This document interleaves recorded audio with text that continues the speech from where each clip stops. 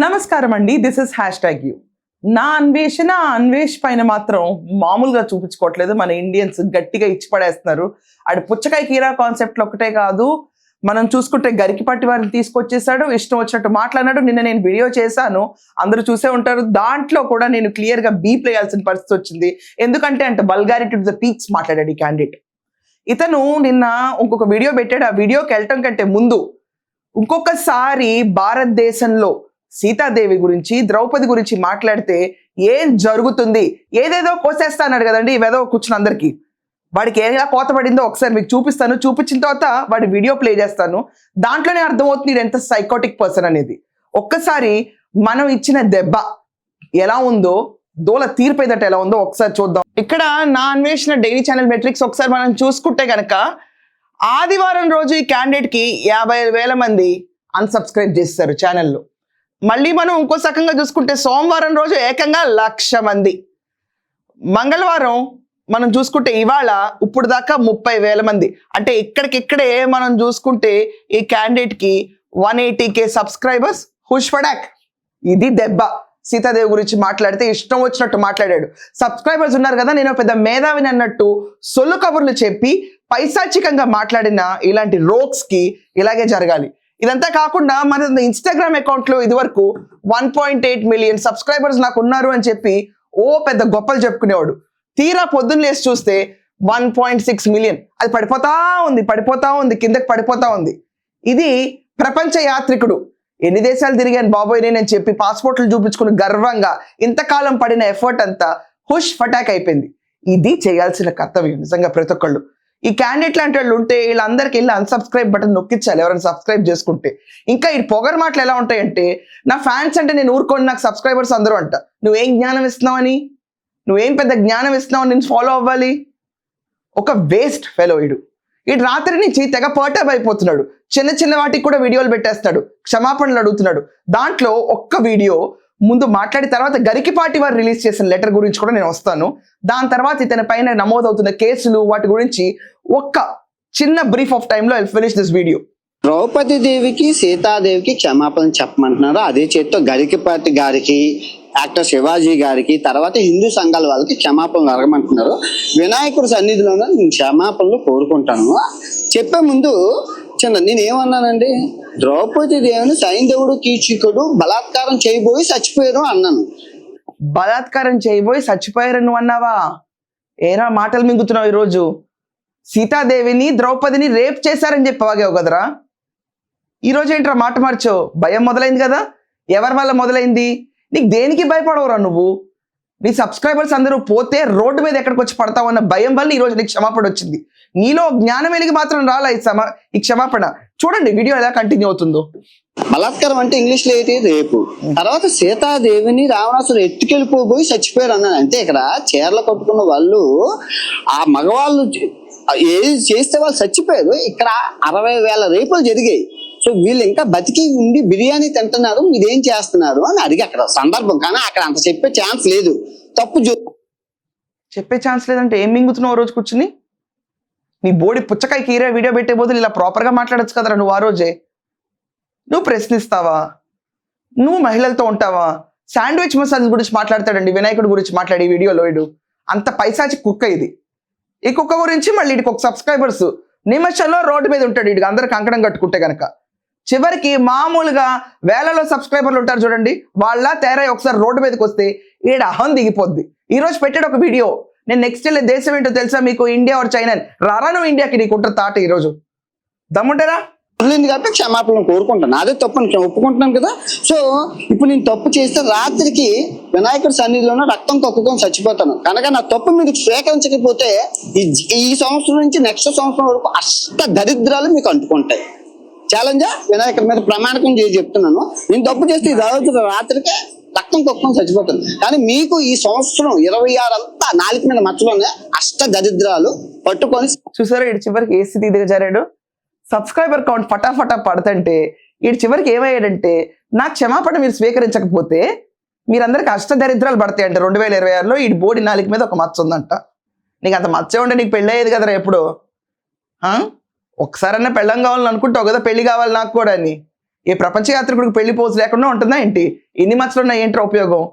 ఆఖరి నిమిషంలో పెళ్లి క్యాన్సిల్ అయింది నీకు, నువ్వే చెప్పుకున్నావు అది. నీ బోడి మచ్చ ఇప్పుడు జనాలందరినీ బెదిరిస్తున్నాడు చూడండి ఈరోజు. ఇలా ఉంటుంది ఈ పైశాచికత్వం. అంటే ఎవరైనా కొంపదీసి భయపడిపోయి వెనక మళ్ళీ వినాయకుడిని పెట్టాడు, మాట్లాడుతున్నాడు, ఈ అన్సబ్స్క్రైబ్ చేసుకుంటే దరిద్రాలు చుట్టుకుంటాయేమో అని ఒక బ్రెయిన్ ట్రిక్ వాడుతున్నాడు చివరికి. వినండి ఇంకా. సర్వనాశనం అయిపోతాం.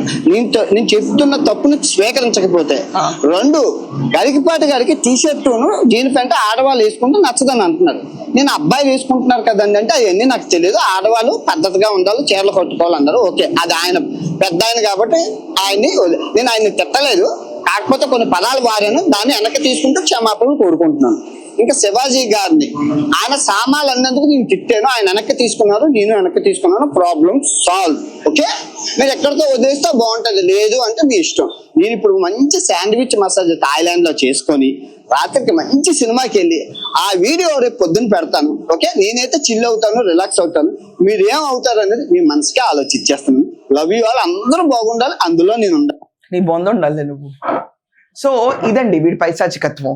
నేను శాండ్విచ్ మసాజ్ అని చేయించుకోవడానికి వెళ్తాను, సాయంకాలం సినిమా చూడడానికి వెళ్తాను, నేను చిల్ అవుతాను, మీరు అందరూ ఏమవుతారో మీరు ఆలోచించుకోండి. అందరూ బాగుండాలి, అందులో నేను ఉండాలంటే అసలు అందులో ఉండడానికి నువ్వు ఇండియాకి రావాలి కదరా. దాని తర్వాత నీతో పాటు ఆనందంగా ఉంచుతారో లేకపోతే నిన్ను ఇక్కడ శాండ్విచ్ మసాజ్లు పోలీసులు చేస్తారో నీకు అర్థం అవుద్ది. అక్కడెక్కడో కూర్చొని నీ బోర్డు థింగ్లు ఏంట్రా నువ్వు. అక్కడ కూడా వినాయకుడి పేరు తీసి శాండ్విచ్ మసాజ్ అంటాడు. వీడికి స్త్రీల పట్ల గౌరవం ఉందంట. ఏం చెప్పాలండి ఇలాంటి వాళ్ళందరినీ? గరికపాటి వారిని ఏం అనలేదా? అరే నేను ఒక మాట అంటాను రా, హీరో శివాజీ చేసిన కమెంట్స్, అతను అన్న 2 బ్యాడ్ వర్డ్స్ని వెనక్కి తీసుకుంటున్నాను సారీ అన్నాడు, అక్కడితో ఇష్యూ ఎండ్ అయిపోవాలన్నావు క్రిస్టల్ క్లియర్గా. నువ్వు శివాజీ గురించి కమెంట్స్ చేస్తుంది వెనక్కి తీసుకుంటున్నాను ఐఎమ్ సారీ అంటే మేబీ అక్కడితో అయిపోయేదేమో. కానీ నువ్వు తీసుకొచ్చి సీతాదేవిని తీసుకొచ్చావు చూడు, దీంట్లో ద్రౌపదిని తీసుకొచ్చావు చూడు, రేపులు అన్నావు చూడు, పుచ్చకాయ కీరా పెట్టి దాంట్లో గరికపాటి వారి అలాంటి ఏదో కోసేయాలన్నావు చూడు, నీకు చెక్కుతారు రావు ఇప్పుడు అసలు అర్జెంటుగా. ఇప్పుడు క్లియర్గా నేను ఒక లెటర్ చూపిస్తున్నాను మీకు. గరికపాటి వారి సంబంధికులు రిలీజ్ చేసిన లెటరు. శ్రీ గరికపాటి వారి అభిమానులకు గమనిక.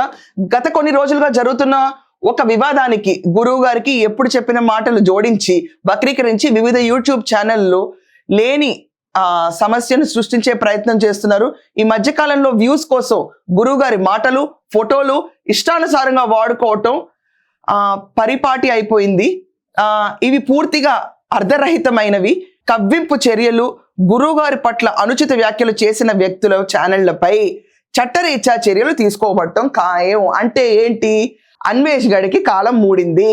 ఈడ అక్కడ రక్తంగా కూర్చోకపోయినా ఇక్కడ మాత్రం జనాలు రక్తం గక్కిచ్చే లెవెల్లో కొట్టడానికి రెడీ అయిపోయారు. గరికపాటి లాంటి వారు కూడా కూర్చుని ఈరోజు తగు చర్యలు తీసుకోవడానికి రెడీ అయిపోయారు. కావున అభిమానులు ఏ సమాచారమైనా 1-2 సార్లు సరి చూసుకోవడం మంచిది. గురువు గారి అధికార మాధ్యమంలో మాత్రమే ప్రసంగాలు, వ్యాఖ్యలు వస్తాయని చెప్పి వాళ్ళు చెప్పారు. సో ఈ పుచ్చకాయ కీరా మొహం గాడి పైన గరికపాటి వారు ఆడు చేసిన వ్యాఖ్యల పైన చర్యలు తీసుకుంటా ఉన్నారు. At the same time Hindu సంఘాలన్నీ కూడా ముందుకొచ్చి వీడిపైన కేసులు నమోదు చేస్తున్నాయి.